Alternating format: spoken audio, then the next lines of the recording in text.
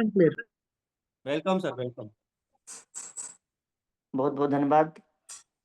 सबसे पहले आप सभी लोगों को एक बार पुनः मैं प्रणाम करता हूँ। 6 महीने पूरे होने की बधाई देता हूँ। मात्र छोटे से टाइम में मैपिन को लगभग 7,000 पिन कोड तक पहुँचाने में जो आप लोगों ने मदद सिस्टम का किया है और जो भरोसा दिखाया है, उसको मैं सलाम करता हूँ। एक दूसरे को जो हम आगे बढ़ा रहे हैं, कुछ सीख रहे हैं, लोगों को सिखा भी रहे हैं। निश्चित तौर पर कमियां हैं, सबके अंदर है, हमारे अंदर भी है, दूर होंगी। अगर सही रास्ते पे हैं तो निश्चित तौर पर सारी चीजें सही तरीके से होंगी। टाइम लगेगा, कहीं से भी डरने की जरूरत नहीं है। शुरू में थोड़ा सा मैं आप लोगों को कुछ सवाल करना चाहता हूँ और वो जवाब आप लोग खुद अपने माध्यम से देंगे। चाहे आप रिएक्शन के माध्यम से दे दीजिएगा, चैट बॉक्स आप खोल दीजिए, उसके माध्यम से भी आप देख सकते हैं। एक सवाल मैं पूछना चाहता हूँ आप सभी लोगों से। यहाँ उपस्थित समथिंग 1000 लोग उपस्थित हैं, मैं देख पा रहा हूँ। मैं एक सवाल ये पूछना चाह रहा हूँ, क्या हमारा और आपका इस देश के लिए, अपने समाज के लिए, अपने आसपास के लिए, अपनी मातृभूमि के लिए क्या कोई फर्ज है या नहीं है? और अगर वो फर्ज है तो वो किस तरह से हम लोग निभा रहे हैं?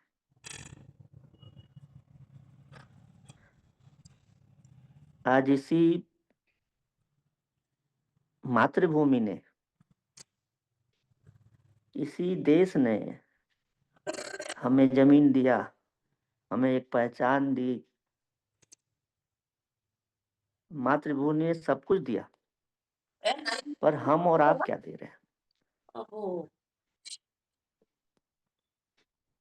मैं इस बात पर इसलिए जोर दे रहा हूं कि आज अलग अलग तरीके से, अलग अलग रास्तों से अपने देश को, भारत को लूटा जा रहा है और हम और आप सभी लोग चुप हैं। आज भारत को मैं सच बोल रहा हूँ, जितना खतरा बाहर से नहीं है ना, अंदर के चोर और लालची लोगों से है। वही लोग लूट रहे हैं। और सबसे खतरनाक बात यह है कि अगर ये लूटा जा रहा है तो हम जैसे अच्छे लोग अगर चुप हैं तो चुप रहना भी उससे बड़ा गुनाह है। गलत करने वाला अपराधी निश्चित तौर पर है, पर गलत देखकर चुप रहने वाला अगर चुप है तो वो भी उसी भागीदारी का भागीदार है, हिस्सा है उसका। आज इसी पूरे हिंदुस्तान में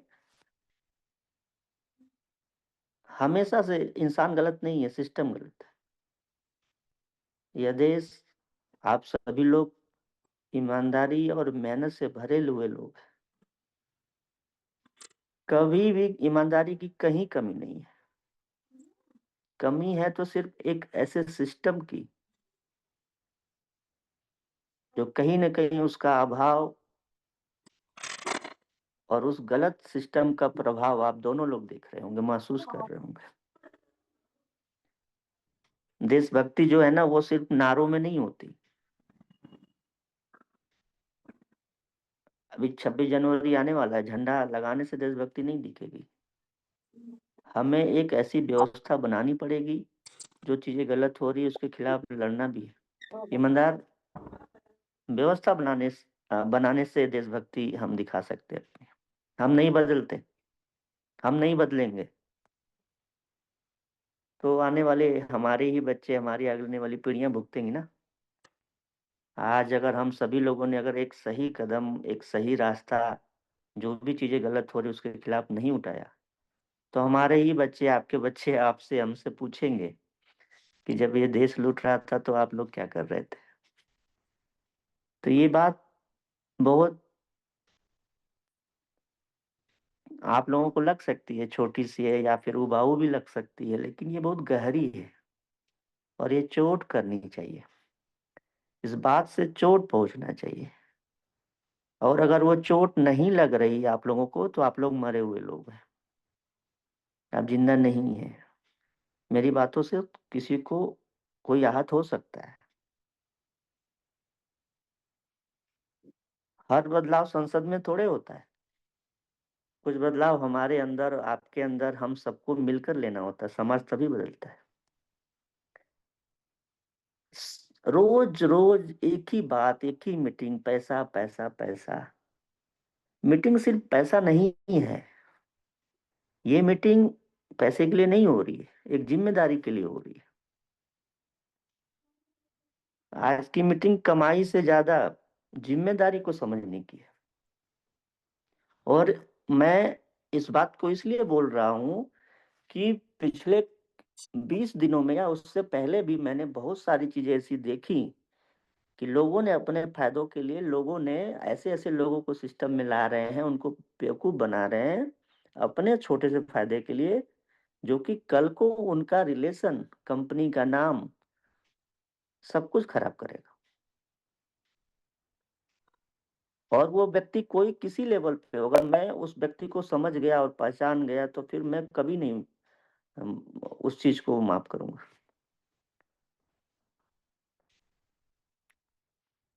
तो बस इतना सा है कि आज सवाल ये नहीं है कि कंपनी क्या कर रही है, कौन कौन सी चुनौतियां हैं।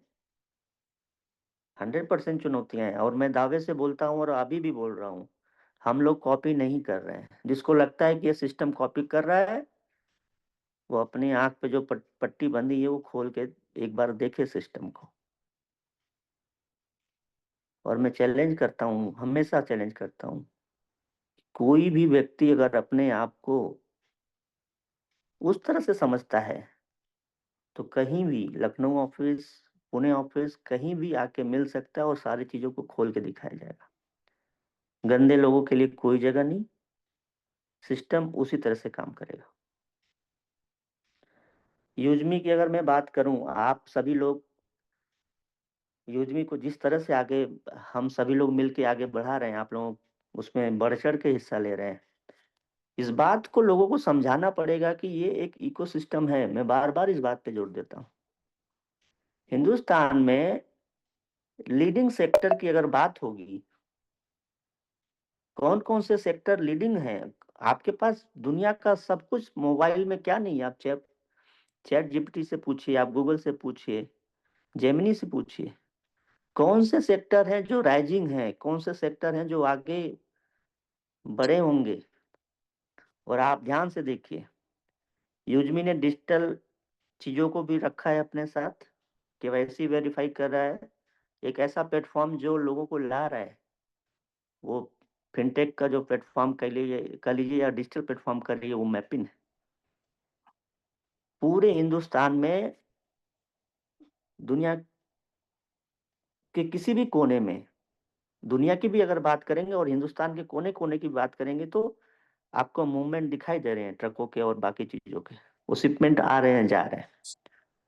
लॉजिस्टिक मैपिंग, वो रीढ़ की हड्डी बनने वाली है। हिंदुस्तान का हर छोटे से भी छोटा व्यापारी वो डिजिटल होना चाहता है, वो गूगल और सोशल मीडिया पे दिखना चाहता है, वो अपना एडवर्टाइजमेंट करना चाहता है, उसके लिए ही ब्रांडिंग आ रहा है।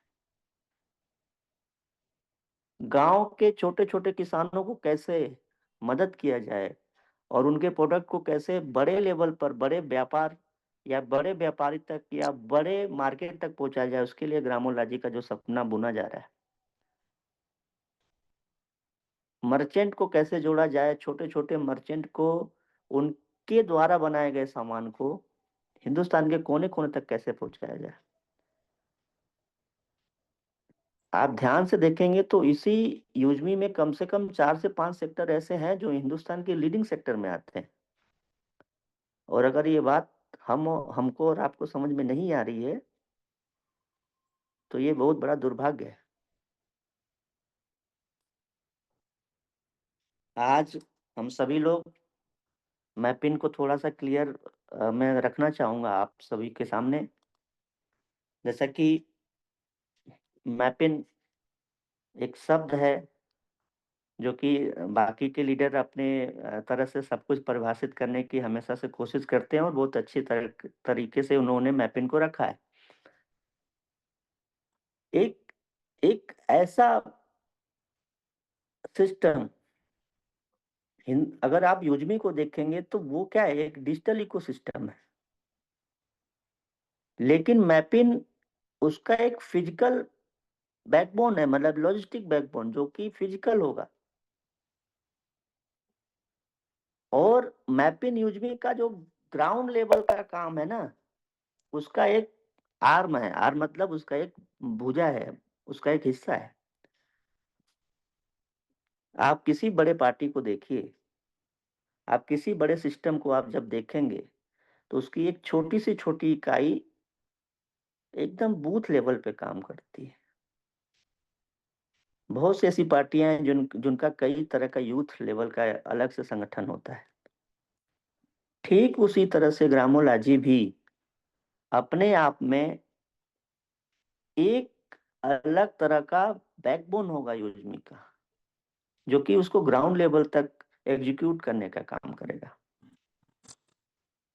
अब हमें ये चीज समझने की जरूरत है कि लॉजिस्टिक और कुरियर शब्द की जब बात हो रही है तो दोनों में अंतर है। लॉजिस्टिक और कुरियर एक चीज नहीं होती, पहले तो ये समझना पड़ेगा। और अगर अपने आप को हम 3PL लॉजिस्टिक बोल रहे हैं तो वो कैसे हैं, क्या मतलब, उसमें क्या क्या हो सकता है।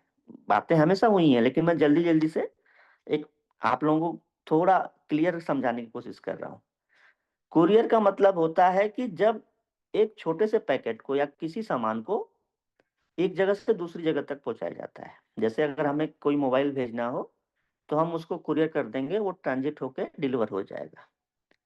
लेकिन लॉजिस्टिक क्या होता है, लॉजिस्टिक एक पूरा सिस्टम होता है जिसमें पिकअप भी होता है, उसमें स्टोरेज होते हैं, Recording स्टोर in खुद का progress. होता है, उसमें सॉर्टिंग भी होती है, अलग अलग एरिया की सॉर्टिंग होती है, उसमें डिजिटल सॉर्टिंग भी होती है, उस तरह की मशीनें लगी होती है जो सॉर्ट करती हैं पिन कोड वाइज। ट्रैकिंग का भी सिस्टम होता है, डिलीवरी और रिटर्न, ये सारी चीजें इन्वॉल्व होती हैं लॉजिस्टिक में। तो कुरियर और लॉजिस्टिक में थोड़ा सा अंतर है, इसको समझने की जरूरत है। सरल शब्दों में या आसान शब्दों में अगर मैं बोलने की कोशिश कर रहा हूँ तो कुरियर एक काम है, छोटा सा काम है, और लॉजिस्टिक पूरा एक कारोबार। काम और कारोबार में अंतर होता है। ठीक है, हम घर का काम अगर कर रहे हैं तो वो काम है, लेकिन हम किसी व्यवसाय को बड़े लेवल पे कर रहे हैं तो कारोबार होता है। तो मैपिन सिर्फ एक छोटी सी कुरियर नहीं है, एक लॉजिस्टिक प्लेटफॉर्म है। और उस लॉजिस्टिक के अंदर भी कई चीजें होती हैं, जैसे इंटरसिटी लॉजिस्टिक होता है, इंटरसिटी लॉजिस्टिक होता है, उसके अलावा हाइपर लोकल डिलीवरी होती हैं, लोकल डिलीवरियां होती हैं। सबसे जरूरी डिलीवरी में जो पार्ट होता है वो लास्ट माइल डिलीवरी का होता है। उसमें फॉरवर्ड शिपमेंट और बैकवर्ड शिपमेंट भी होते हैं, प्रोडक्ट जाते हैं तो प्रोडक्ट वापस भी आते हैं, जिसको हम रिटर्न कुरियर भी बोलते हैं। तो ये सारी चीजें अगर आप ध्यान से देखेंगे तो हिंदुस्तान में आज अगर इंटरसिटी लॉजिस्टिक की आप बात करेंगे, जैसे मैं उदाहरण से समझाऊं, अगर मुझे दिल्ली से कोई सामान लखनऊ भेजना हो या फिर मुझे मुंबई से पटना भेजना है तो वो इंटरसिटी लॉजिस्टिक हुआ जब वो एक शहर से दूसरे शहर जा रहा है। ठीक उसी तरह से इंट्रासिटी जो होता है वो एक शहर के अंदर का डिलीवरी का काम। जैसे अगर मैं लखनऊ में हूँ, आलमबाग में हूँ, मेरी ऑफिस आलमबाग में है, और अगर मुझे गोमती नगर में कोई सामान भेजना है, या मैं पुणे के अगर चाकन में हूँ और मुझे चिंचोड़ भेजना है, तो वो इंटरा सिटी लॉजिस्टिक के अंतर्गत आता है। और इंटरसिटी और इंटरसिटी लॉजिस्टिक में बहुत ऐसी कड़ी कंपनियां हैं जो ऑलरेडी बड़े लेवल पे काम कर रही हैं, जैसे कि अपना डिलीवरी हो गई, ई कॉम एक्सप्रेस हो गया, एक्सप्रेस बी हो गई, अपना ई कार्ट हो गया। सबका काम करने का तरीका अलग लेवल का होता है, लेकिन हम अपने आप को हाइपर लोकल डिलीवरी भी बोल रहे हैं। जैसे आज से कुछ साल पहले एक स्टार्टअप था डंजो, या अभी उसका एक थोड़ा सा अलग स्वरूप हम ले लें जो कि ब्लिंकिट और जेप्टो है। ठीक, ये क्या होता है? हाइपर लोकल, जो कि छोटे से एरिया में जल्दी से बहुत तेजी से डिलीवर करते हैं। खासतौर से क्या, किराना का सामान हो गई, दवाइयाँ हो गई, खाना हो गया, कोई डॉक्यूमेंट, इस तरह की चीजों को वो जल्दी से, मतलब 10 से 30 सेकंड या 90 मिनट के अंदर डिलीवर हो जाए, वो होता है अपना हाइपर लोकल डिलीवरी में आता है। और लास्ट माइल डिलीवरी क्या होता है? यहाँ पुणे से आज यूजमी के प्लेटफॉर्म से ऑर्डर हो रहा है और वो बंगाल के किसी एक छोटे से गांव में डिलीवरी पहुंचाई जा रही है, तो लास्ट माइल डिलीवरी है। तो ये जो पूरे पार्ट हैं, वो सब कुछ मैपिंग का एक हिस्सा है। मतलब हम इतना कहना चाह रहे हैं कि हम सिर्फ किसी एक चीज को नहीं करने जा रहे हैं, इंटरसिटी भी कर रहे हैं, इंट्रासिटी भी कर रहे हैं, हम लास्ट माइल डिलीवरी का भी काम करने जा रहे हैं, वेयर हाउसिंग का भी काम करने जा रहे हैं, रिटर्न लॉजिस्टिक जो होती है उसका भी काम करने जा रहे हैं, जो कि सबसे पहले हमें खुद की जरूरत है। आज इतने ज्यादा प्रोडक्ट हमारे भेजे गए, कम से कम 30-40 प्रोडक्ट ऐसे रहे जिनका कोई ट्रैकिंग है ही नहीं, चाहे वो गवर्नमेंट की इंडिया पोस्ट हो, चाहे वो ई कार्ट रहा हो, चाहे वो डिलीवरी रही हो, या कोई कंपनी है, उन कंपनियों में जो प्रोडक्ट भेजे गए उनका कोई ट्रैकिंग हिसाब ही नहीं, वो प्रोडक्ट कहाँ गए, बीच रास्ते से गायब हो गए। और ये समस्या अगर हमें हो रही तो इसका मतलब है कि ये समस्या और भी सेलरों को हो रही होगी पूरे हिंदुस्तान में। इस चीज को हमें समझना है। अब हमें ये जानने की जरूरत है कि बार बार ये क्वेश्चन आते हैं कि हमें प्रोडक्ट कहाँ से मिलेगा, हम क्या डिलीवर करेंगे। आज हिंदुस्तान के छोटे से एरिया का भी व्यक्ति, जो दुकानदार है, जो कि बिजनेस कर रहा है, वो चाह रहा है कि हमारा प्रोडक्ट हिंदुस्तान के कोने कोने तक पहुंचे। आप सोच के देखिए कि मैपिंग करने क्या जा रहा है। तो ये चीज नॉर्मल सी चीज है, इसको समझना है, सीखना है। 3PL में क्या हो सकता है? सामान को स्टोर किया जा सकता है, पिकअप का काम होगा और डिलीवरी का काम होगा। पिकअप का मतलब, अगर आजमगढ़ से मैं हूं तो आजमगढ़ में कोई भी सामान अगर बनाया जाता है, उसको अगर पूरे हिंदुस्तान तक पहुंचाना है तो उसको भी हम पिकअप करेंगे और उसको डिलीवर करेंगे हिंदुस्तान के कोने कोने तक। और पुणे का सामान आजमगढ़ भी पहुंचाना है तो उसको डिलीवर भी करेंगे। और इसमें जो सबसे बड़ा जो चैलेंज, जो मैं काम करता था, मैं जो देखता था, वो ये था कि अगर अपना खुद का ट्रैकिंग सिस्टम नहीं होता है तो एपीआई के भरोसे कभी नहीं चला जाता। बहुत सी कंपनियां स्टार्टअप काम करते हैं, लेकिन उस लेवल पे नहीं होता है सब कुछ। और पिन कोड लेवल ही क्यों? पिन कोड वो रिमोट है, वो एक छोटी सी कड़ी है हिंदुस्तान की, जिसको मजबूती से अगर हम लोगों ने पकड़ लिया तो मैं इतना जरूर बोलूंगा आपके सामने कि हम डिलीवरी आज हिंदुस्तान की सबसे बड़ी कंपनियों में, ई कॉम एक्सप्रेस अभी डिलीवरी ने उसको एक्वायर किया 1500 करोड़ में। मीशो का पूरा product e com express deliver करता था, मैक्सिमम प्रोडक्ट। और मीशो को जब ये चैलेंज समझ में आया, उन्होंने वाल्मो नाम का एक अपना अलग से डिलीवरी कंपनी बनाई। आप सोच के देखिए कि एक कंपनी के भरोसे ई कॉम एक्सप्रेस चल रहा था। मीशो ने अपने प्लेटफॉर्म जैसे ही रेडी करके अपनी चीजों को बना लिया, ई कॉम एक्सप्रेस को बिकना पड़ा डिलीवरी के हाथों। तो इस बात को समझने की जरूरत है कि हमें मैपिंग की क्यों आवश्यकता है, क्योंकि हम वो चैलेंज फेस कर रहे हैं, जो कि मैंने पहले से भी देखा है। अब नॉर्मल सी चीजें हैं, मैं छोटा सा एक उदाहरण देके आपको समझा दूं कि मैपिंग एक pin code based hyper local 3PL logistic platform है। हाइपर लोकल का मतलब मैंने पहले ही बता दिया कि लोकल का कोई भी दुकानदार अगर चाहे तो उसके भी प्रोडक्ट को हम डिलीवर कर सकते हैं 5 किलोमीटर के एरिया में, 10 किलोमीटर के एरिया में, और हिंदुस्तान के किसी भी कोने में। ठीक है। मैपिन का जो आइडिया है वो सिंपल सा एक आइडिया है कि हर एक पिन कोड पर एक लोकल पार्टनर हो। वही पार्टनर उस एरिया में पिकअप भी करेगा, वही डिलीवरी भी करेगा और रिटर्न भी संभालेगा। लेकिन ये सब कुछ एक ऐप के माध्यम से होगा जो कि प्योरली एक टेक्नोलॉजी बेस्ड काम है और उसी से कंट्रोल किया जाएगा। हर एक पिन कोड पर जो फ्रेंचाइजी मॉडल है ये कैसे काम करेगा और इसका फायदा किसको मिलने जा रहा है।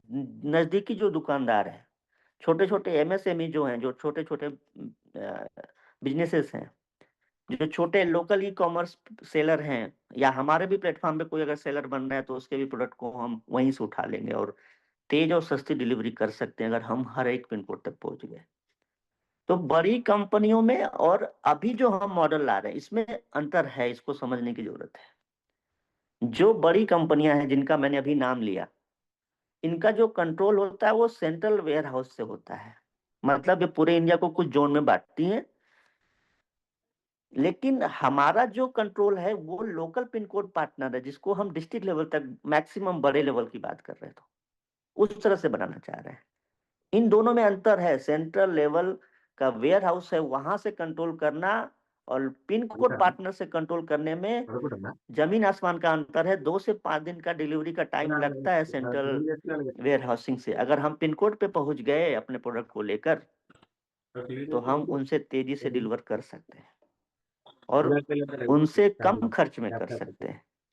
और हर एक पिन कोड पर हम रोजगार पैदा करेंगे और हो रहा है, वो आपको दिख रहा होगा। तो ये अंतर है। और यूजमी और मैपिन का जो स्ट्रॉन्ग कॉम्बिनेशन, इसको आप समझिए ना। क्यों नहीं समझ में आ रहा है आप लोगों को? हर यूजर वेरीफाई है, सबसे बड़ी बात। एक सुरक्षित और एकदम भरोसेमंद प्लेटफॉर्म यूजमी बन रहा है, वो तो दिख ही रहा है। ऐप के अंदर ऑर्डर हो रहा है, ट्रैकिंग का भी सिस्टम है, पेमेंट का सिस्टम हो रहा है, कमीशन दिए जा रहे हैं। यानी कि पूरा जो एक प्लेटफॉर्म है वो टेक ओरिएंटेड है, ट्रस्ट ओरिएंटेड बोल सकता हूँ।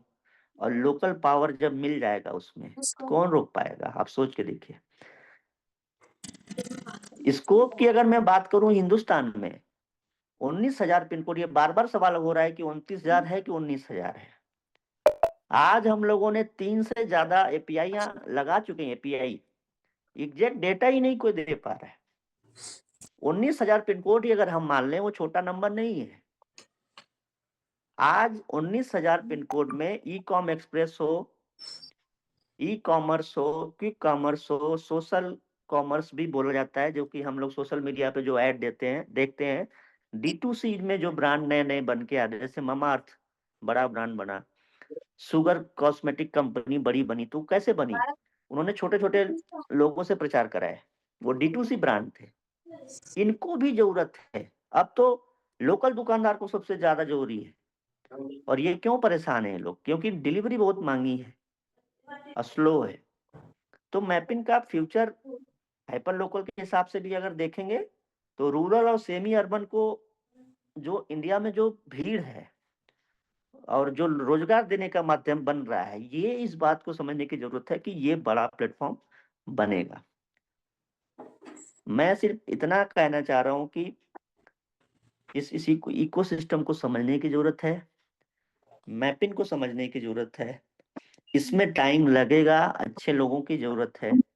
और अगर वो अच्छे लोग नहीं आए तो फिर हमें परेशानियां भी खड़ी होंगी। रही बात, अगर हम पिन कोड की एक बात कर रहे थे 19,000 पिन कोड पे, तो लगभग आज हिंदुस्तान में एक आंकड़ा है कि लगभग 5 से 7 करोड़ के बीच में डेली शिपमेंट होते हैं जो पार्सल पहुंचाए जाते हैं। और आप, मैं एक चीज मतलब बोलना चाह रहा हूँ साफ साफ कि अगर यूपीआई सबको बैंकिंग सिखा सकता है, घर घर छोटे छोटे व्यक्ति को भी अगर बैंक से जोड़ सकता है, तो क्या मैपिन यूपीआई नहीं बन सकता? डिलीवरी का बन सकता है। इस बात को समझने की जरूरत है। छोटे छोटे लोग अगर जुड़ जाएं, गली गली के लोग, तो हम डिलीवरी का यूपीआई बन सकते हैं। इस चीज को अगर हमें लोगों को समझाना भी पड़ेगा, खुद समझना पड़ेगा। यूजमी डिजिटल भारत का एक सच में इंजन बनेगा, बन रहा है, और मैपिन उसका एक चक्का रहेगा, उसका व्हील होगा, जो हर एक पिन कोड पर, हर एक पिन कोड तक उसकी ग्रोथ को पहुंचाता रहेगा। तो एक नॉर्मल सा, ज्यादा इंग्लिश वर्ड है लेकिन सिंपल सा एक मॉडल है, उसको समझने की जरूरत है, और मैंने वो रखने की कोशिश किया। बाकी आप लोग अगर चाहें तो मुझसे कुछ इससे रिलेटेड, या जो चीजें आप लोगों को परेशानी हो रही है, या कुछ चीजें जो समझ में नहीं आई होंगी, उससे संबंधित सवाल भी आप लोग कर सकते हैं। लोगों को मौका दिया जाए। और लास्ट में कुछ चीजें मैं जरूर रखूंगा, लेकिन फिलहाल मेरे हिसाब से एक ऐसा इकोसिस्टम बन रहा है जिसकी जरूरत है, और इसको समझने की जरूरत है। बहुत बहुत धन्यवाद। आप क्वेश्चन करिए, उसका जवाब मैं दूंगा। जिसको भी आपको क्वेश्चन जिसको भी करना है वो अपना हैंड रेज कर ले। जावेद सर, आप क्वेश्चन जी लोगों के लिए लीजिए। जी जी, chat box I think open है सर, क्वेश्चन ले सकते हैं।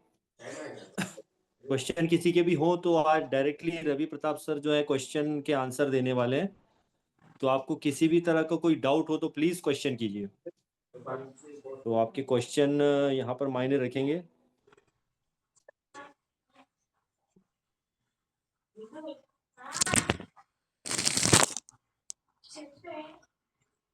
Okay, Recording stopped. यानी क्वेश्चन भैया सुपर इंफॉर्मेशन, चलिए बहुत अच्छी बात है सर। मुझे कुछ नहीं, ठीक है, ओके ओके। डिस्ट्रिक्ट लेवल की फ्रेंचाइजी की शर्त क्या है सर, ये पूछ रहे हैं यहाँ पर। डिस्ट्रिक्ट लेवल की फ्रेंचाइजी की शर्त क्या है? अपने नाम से ही है, क्या नाम है इनका? सॉरी, क्वेश्चन बहुत ज्यादा हो रहे हैं।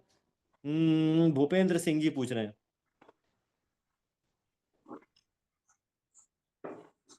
डिस्ट्रिक्ट लेवल की फ्रेंचाइजी की शर्त क्या है?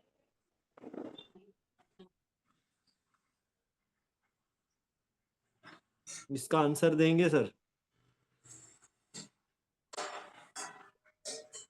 डिस्ट्रिक्ट लेवल की फ्रेंचाइजी तो भाई मुझे भी अभी पता नहीं है, वो 21 तारीख को ही मुझे भी पता चलेगी।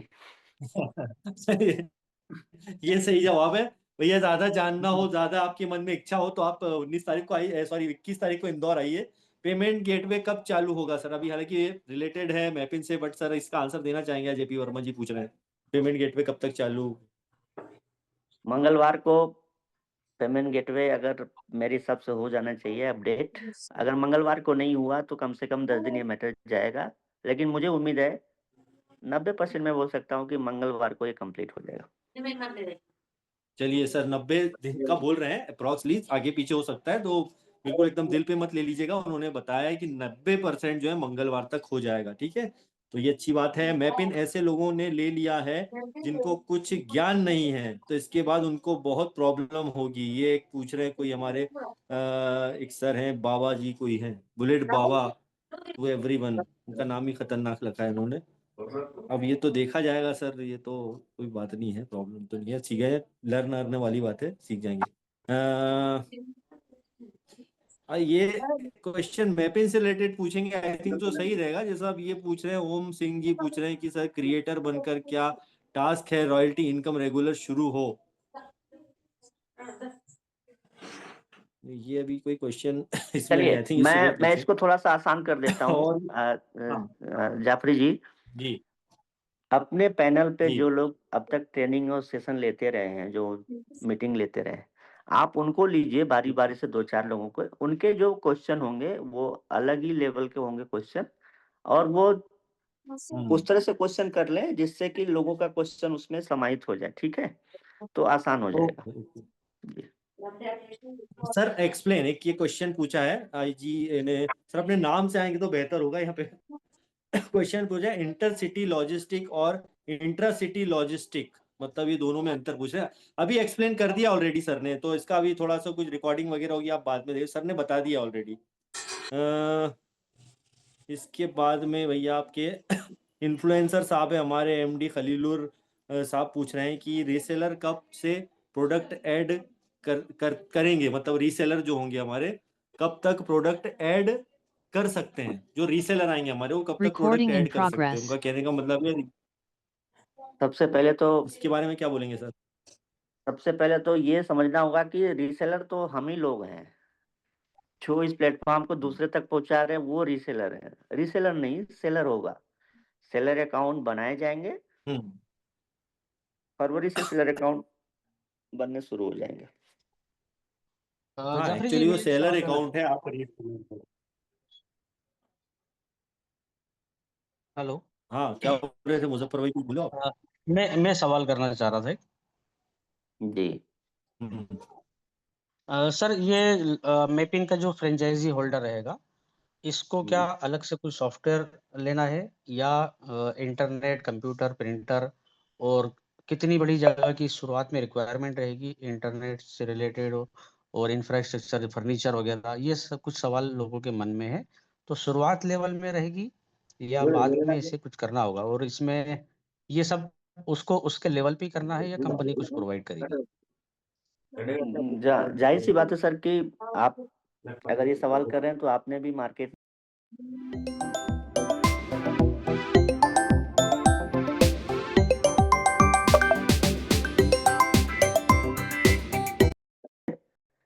क्योंकि उनके पास उतने शिपमेंट होते हैं कि वो अपने खर्च को निकाल पाते हैं।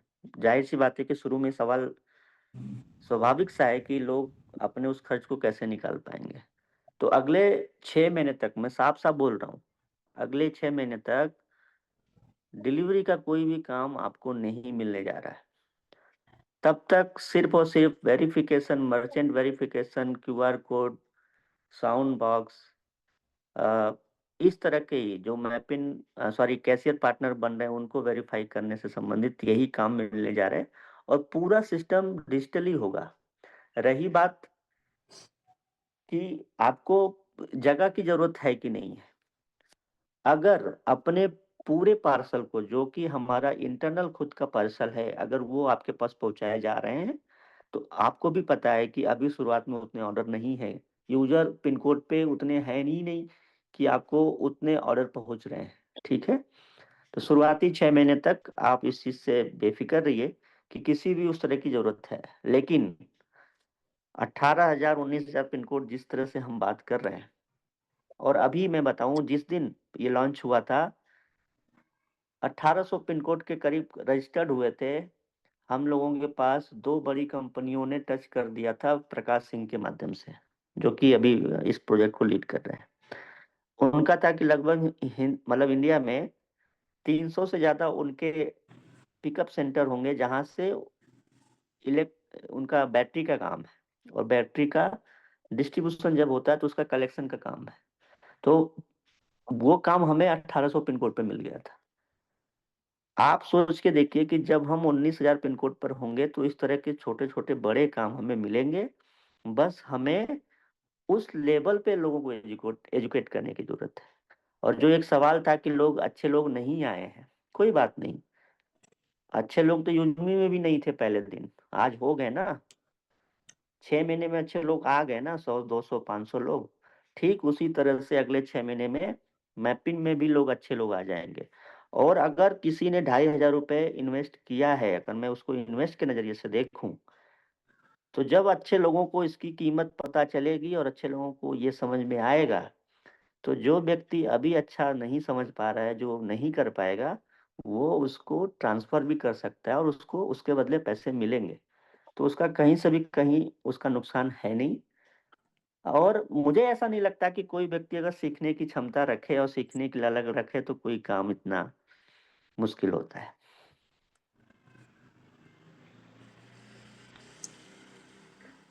ठीक है, ये ओके सर, थैंक यू। देखिए आप लोग जो क्वेश्चन कर रहे हैं ना, तो थोड़ा सा यहाँ पे जो क्वेश्चन कर रहे हैं बहुत ज्यादा है। सुबह के क्वेश्चन आंसर सेशन में आइए, हम यहाँ पे स्पेशली मैपिंग के लिए ज्यादा फोकस्ड हैं।